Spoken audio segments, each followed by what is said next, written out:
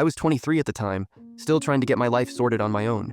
I had just moved out of my parents' place and was working as a delivery guy taking food around the city. It was the beginning of the pandemic, and everything felt darker. The streets were empty, people avoided each other, and the whole city seemed suspended in time. Working as a delivery driver wasn't exactly the life I'd envisioned for myself, but it was covering the bills, and that was enough for me. That September night was one of those cold ones where the wind cuts through you, and the rain seemed endless. I was halfway through a never-ending shift, and my electric bike was running low on battery, but I accepted one more delivery to a high-end apartment building in a neighborhood I rarely went to. The place felt out of reach, somewhere a guy like me, who barely scraped by on rent, didn't belong. I arrived at the building nearly soaked, my clothes heavy with rain, exhaustion written all over my face. The order was for the 18th floor. As I checked the delivery instructions in the app, I noticed something strange. Instead of the usual "deliver to the door," the client had left instructions to enter and leave the delivery in the apartment hallway. Weird, but considering this was a high-end place, maybe it was normal there. I got in the elevator trying to pull myself together. The exhaustion and discomfort of being drenched only grew stronger as the floor numbers climbed higher on the display. By the time I reached the right floor, I was ready to drop off the order as fast as possible. As soon as I opened the apartment door, I was struck by an almost hypnotic silence. The place was immaculate, modern furniture, marble floors reflecting a warm, soft light, and a faint, elegant fragrance in the air. Everything seemed meticulously arranged, and stepping in felt like entering forbidden territory. I was admiring the space when I heard footsteps coming from a hallway to the side. I looked over and saw someone approaching, drying himself with a towel. He looked to be in his early 40s, well-kept and with a flawless posture. His presence was striking, and when his eyes locked on mine, I realized I was standing completely still, almost frozen. He approached with steady, confident steps, which only reinforced his strong, assured presence. Up close, I could tell he was in incredible shape, the kind of guy who clearly spent a good part of his day taking care of himself. His dark hair was slightly tousled from the recent shower, and his face showed a calm, controlled expression. He draped the towel over his shoulders as he looked at me, almost like he already knew who I was and had been expecting me. An unexpected nervousness started growing inside me. There I was, soaked and holding a delivery bag, while he studied me with a curious gaze but without a hint of judgment. Maybe he was used to situations like this, or maybe he just didn't care that I was staying there. "Hey, you okay?" he asked in a soft but firm tone. Not quite sure how to respond, I just nodded. Up to that point, delivering orders had always been an automatic process with little to no real interaction. But here, in this strange, intriguing situation, everything felt different. He walked over to the kitchen, set a towel on a chair, and grabbed something off the counter. Then he came back over to where I was standing, holding a glass of water, and offered it to me. "Here, you look like you could use this," he said with a small smile that made it clear he was fully aware of the effect his presence was having on me. I accepted the glass, a bit hesitant, and thanked him. I took a sip, feeling the refreshing water ease my exhaustion, even if only for a moment. He kept watching me closely, which left me feeling off balance. But at the same time, something about him kept me from looking away. "I can imagine the rain made your night tough, so thank you for bringing the delivery," he said, his tone bordering on kindness but with a hint of mystery. It was clear he was in control of every word he said, and whatever he was thinking, he was keeping to himself. The situation felt unusual, yet somehow I felt a curiosity stirring within me. Something told me this wasn't just a simple delivery. I tried to keep my composure, but this man with his calm posture and a subtle air of authority wasn't making it easy. After a few seconds of silence, he spoke again, now with a barely noticeable smile at the corner of his lips. "You know, there's no need to rush out. With the time you took to get here and all that rain outside, I'd say you deserve a break, don't you think?" That caught me by surprise. Usually clients just wanted the delivery to be quick, and at most, they'd say quick thanks before shutting the door. But here, in his immaculate apartment and in his presence, I felt like I was out of my usual reality, if I'd stepped into another world. There wasn't a hint of urgency in his voice. On the contrary, he almost seemed like he wanted to extend the moment. "You don't need to worry, payment's already taken care of.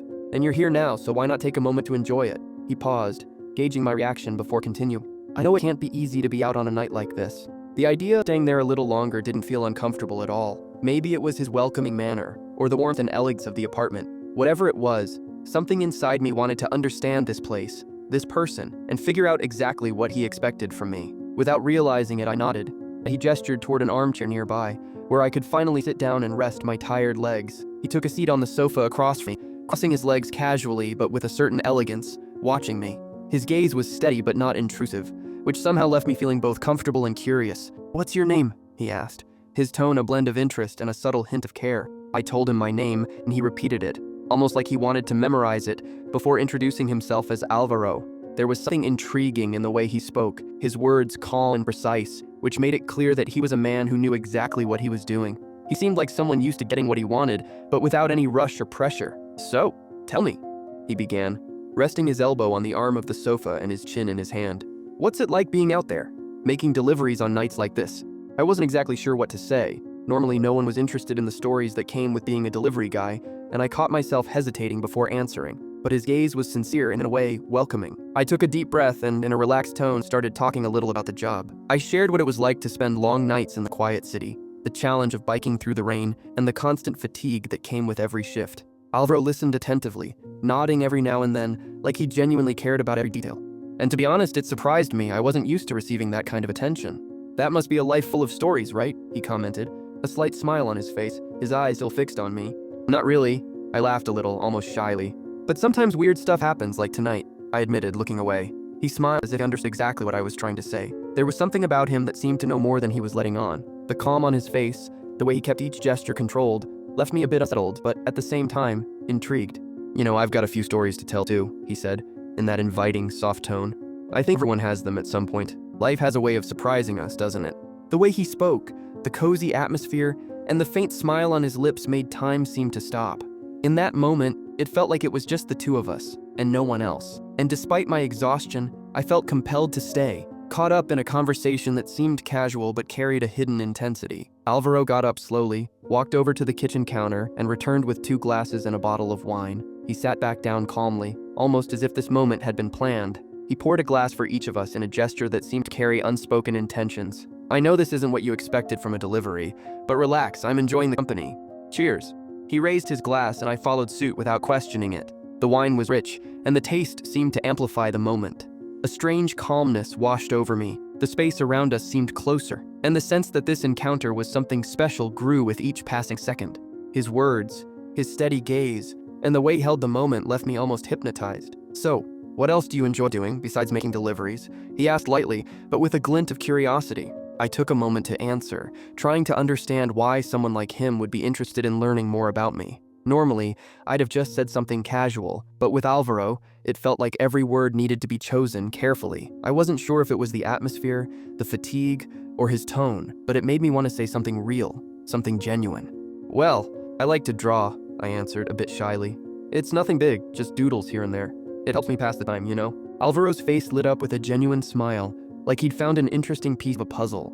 "People who draw usually see the world in a unique way," he commented, as if making a personal observation about who I was. "Maybe that's why you're so good at observing. I can tell you notice the details, don't you?" His words took me by surprise.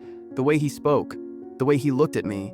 Everything had this carefully calculated but genuine intensity. It felt like he wanted to learn more about me, but without rushing, as if he was savoring each moment of the conversation. As time went by, the formalities disappeared, and the conversation flowed with a natural ease I hadn't expected. The initial tension transformed into something softer, a strange and deep connection growing between us. After more questions, each getting more personal than the last, I realized he had a way of making anyone feel comfortable in his presence. And to my surprise, I found myself opening up more, talking about things I rarely shared with anyone. "You know, it's not every day I find myself chatting like this with someone who just walked in through the door," he said with a light smile. "But something tells me you might understand what I mean." His words felt familiar, almost like they were mirroring my own thoughts. And as I absorbed that moment, I felt something shift in the air, like a different kind of energy hung between us. Alvaro leaned in slightly, holding my gaze, and the silence that followed was almost electric. There was no need to say anything else. Somehow, it felt like we both knew where this was heading. Whatever was happening, it was something we both felt. No rush, no words, just the presence. The silence grew heavier, almost like a third presence in the room, carrying a tension I could feel in the air. Alvaro kept looking at me, but it wasn't just any look. There was something deep and intense, almost as if he were trying to read something hidden within me. Suddenly, I became even more aware of the moment, the space around me, and every little detail. It was as if the world outside had stopped, and only the here and now existed. He took a small sip from his glass, letting the wine stain his lips in an almost hypnotic way, then set his glass down on the coffee table, as if preparing for something more. I watched each of his movements, each slow and calculated gesture, like he was savoring every second of the moment. "It's funny," he began in a lower, almost whispered tone. "Sometimes life throws us unexpected encounters that make everything feel different, doesn't it?" I nodded, not really having much to say. The intensity in his gaze and the atmosphere around us left me speechless, and each passing second only increased curiosity and the desire to understand more about him, or maybe about what he saw in me. Alvaro got up slowly, walked over to a shelf and pulled out a dark-covered album, bringing it back to the sofa. He opened it, revealing drawings and paintings that looked old but carried a striking beauty. Each image seemed to tell its own story, and together, they formed a narrative that only he seemed to know. "These are from friends who've come through my life," he explained. "Some were like you, people I met suddenly, but who left something meaningful behind. Maybe you can leave your mark here too, who knows?" That subtle invitation caught me off guard, but it also made me curious. I flipped through the pages, taking in each detail of the drawings, and felt as if he was revealing something intimate. This wasn't just a scrapbook. It felt like he was giving me a glimpse of who he really was, something perhaps only a few people ever got to see. When I finished looking through it, he placed his hand on mine, firm yet gentle. And at that moment, I knew something had shifted forever. Maybe it was the beginning of something unexpected, a connection we both felt, but neither of us was in a hurry to define. Alvaro gently withdrew his hand, but that brief touch felt like it had created an invisible bond between us. He leaned back on the sofa, watching me with a faint smile, almost as if he was satisfied with the silent direction our encounter had taken. The air around us remained charged with that mix of curiosity and something I couldn't quite define. "You're probably wondering what all this is about," he said in a calm voice, but one that carried a certain depth. I simply nodded, not exactly sure how to respond. He seemed to anticipate my thoughts, as if he had the ability to guide the situation with a touch of mystery and charm. "Life is full of encounters we can't explain, isn't it? I believe everything happens for a reason, and maybe our meeting is one of those moments with something to teach," he continued, letting the words hang in the air. As he spoke, I noticed something in his eyes, a life experience I didn't have. It was as if he was teaching me a lesson without needing to spell it out, just by sharing a part of himself that few people got to see. Alvaro stood up again and walked over to a window that opened to a wide view of the city. The lights outside reflected on the glass, and he seemed to be lost in the view with a distant look in his eyes. I watched his movements, each one carefully controlled, as if he were measuring the impact of every action. Sometimes, when we're so focused on surviving the chaos out there, we forget to enjoy the moments life gives us. "I learned that the hard way," he said, not looking directly at me, almost as if he were speaking to both of us and to himself. When he sat back down, the atmosphere between us felt even closer, like something in the air was connecting us on a deeper level. It was as if he was offering me a chance to see the world with a new perspective, to let go of the pressures of daily life and just be present, right there, in that moment. Our glasses were nearly empty, and after a brief silence, he got up to pour more. When he returned, he asked a question that broke the calm atmosphere and brought a new intensity. "Tell me, what would you want to do if time wasn't an issue?" The question was simple, but it was loaded with meaning. He kept his eyes on me, attentive, as if the answer was something he truly wanted to hear. I took a deep breath, thinking over my words. This was the kind of question nobody really asked me, one that required more than a quick answer. I took a few seconds to think, and each silent second seemed to increase the expectation in Alvaro's gaze. He was waiting for an honest answer, something real that came from me, not just a comment to fill the moment.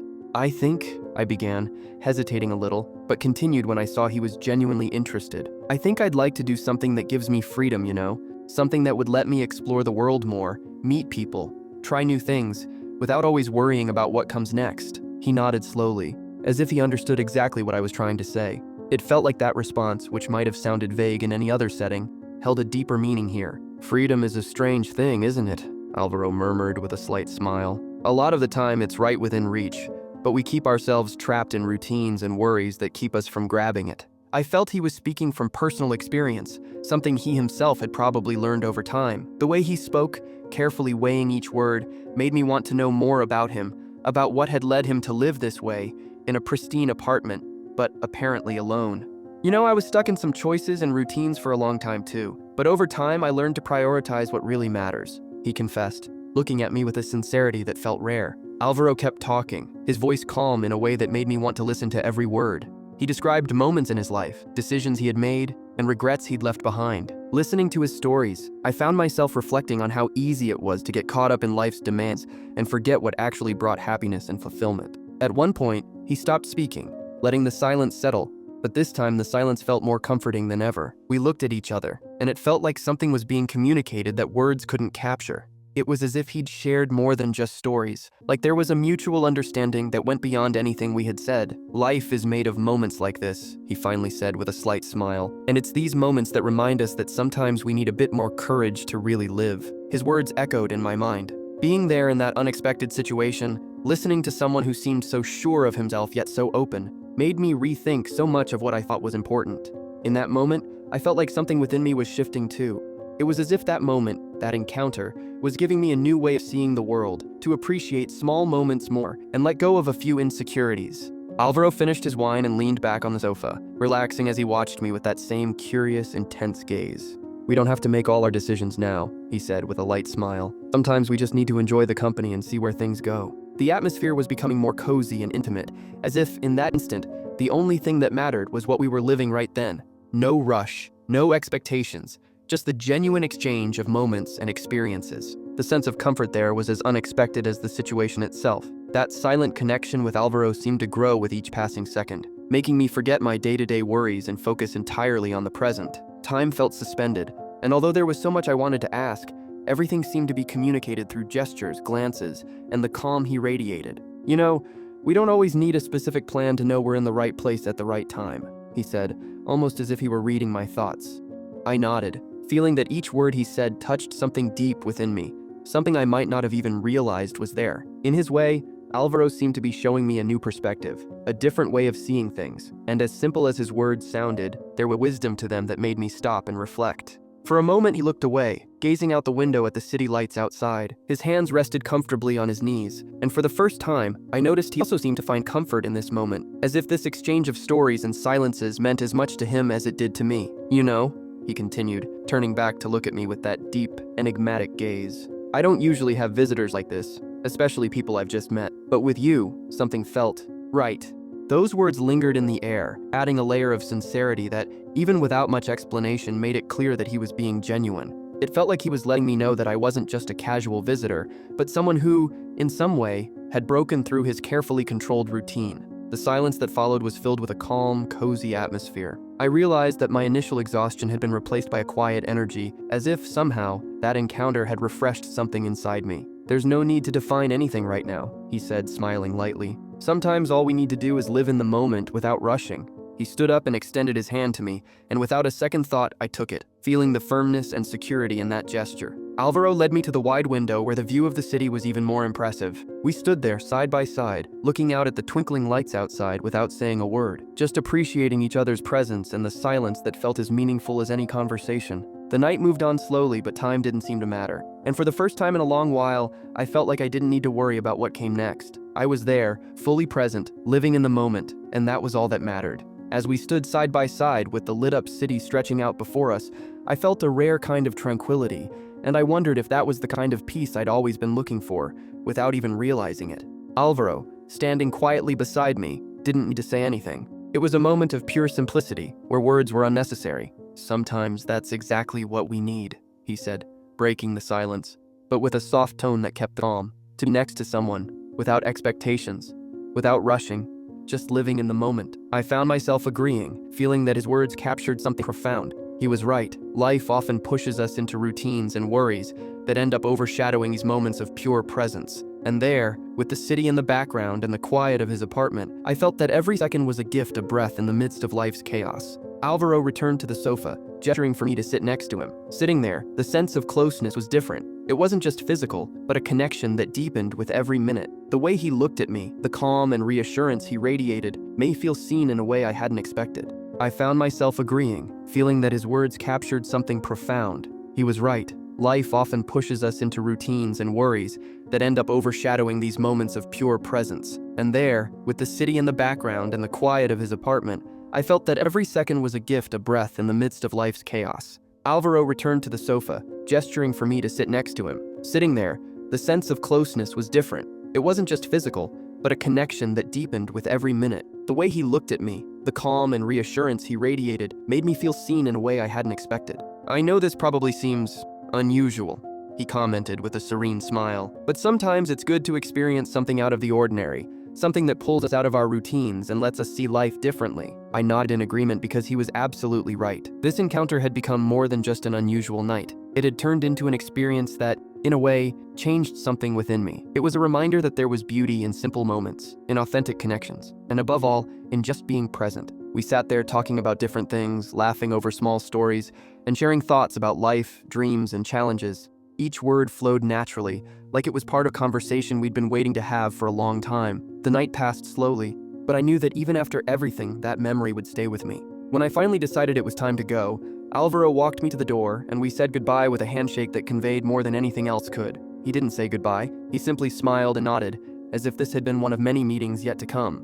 As I left and walked down the empty streets, I felt a kind of peace I hadn't felt in a long time. I was heading home with the feeling that something inside me had changed for the better. There was something special about that encounter, something that didn't need to be explained or labeled. It was a memory, a lesson, a moment I would carry with me. The night was still cold and silent, but none of that mattered. That encounter had shown me that even in the chaos of life, it's still possible to find small moments of true connection. And as I walked, I couldn't help but smile, feeling that this had been the beginning of a new way of seeing the world.